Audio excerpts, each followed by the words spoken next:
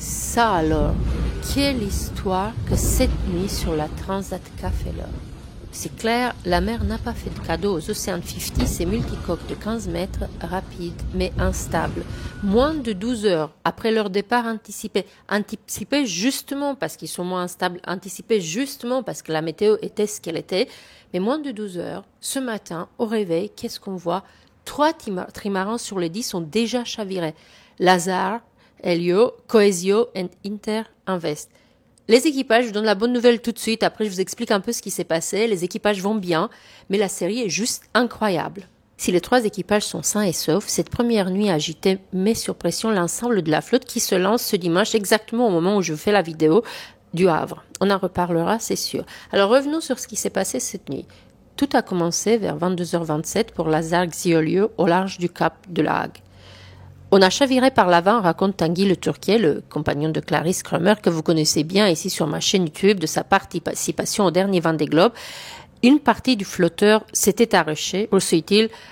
Ensuite, vous voyez le tableau, je n'ai pas besoin de vous le peindre. Quelques heures plus tard seulement, vers 2h25 cette nuit, Coesio, Derwan Leroux et Audrey Augereau se retournent à son tour.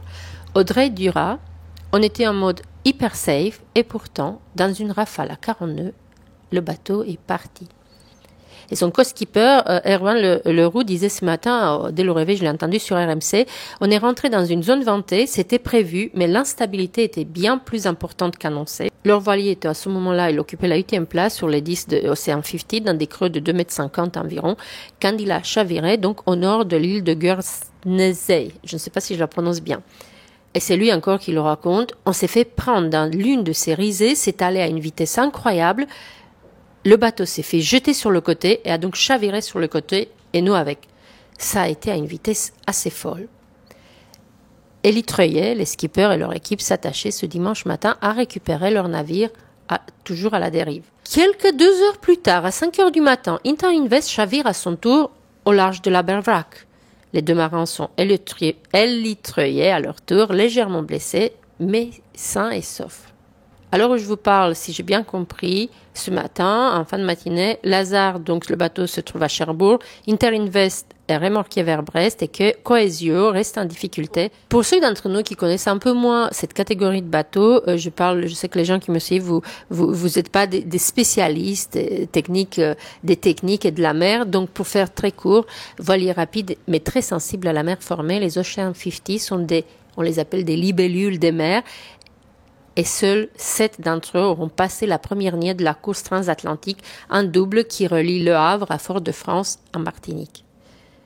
De quoi sans doute inciter à la prudence les 64 équipages. Et pour mémoire, si vous n'avez pas du tout suivi, la flotte de la Transat Café L'Or est composée de plusieurs catégories différentes de bateaux.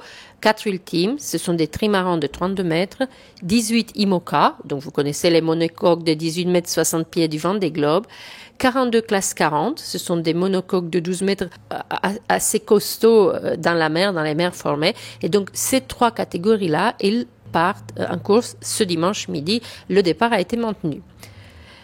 Comme je vous le disais, si ces voiliers sont plus à même d'affronter les conditions météo annoncées, ils risquent de se frotter en début de course, particulièrement corsé, avec un vent établi à 35 nœuds et une mer croisée. Chacune des catégories de bateaux, aux vitesses de pointe différentes. Pour ceux qui comprennent pas pourquoi il y a tous ces départs séparés, avancés, reculés et tout ça, c'est que chacune des catégories de bateaux, aux vitesses donc différentes selon leur taille, vous comprenez bien, doit respecter un parcours spécifique imaginé par la direction de la course afin de lisser les écarts et permettre au maximum une arrivée quasi simultanée à Fort-de-France dans une douzaine de jours, globalement, grosso modo.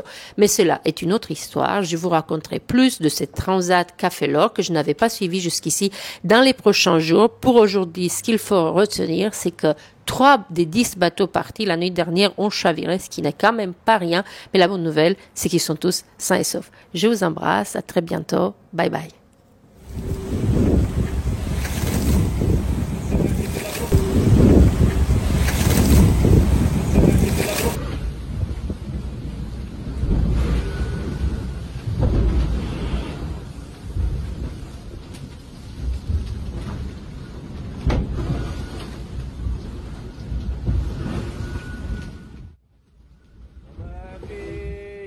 les copains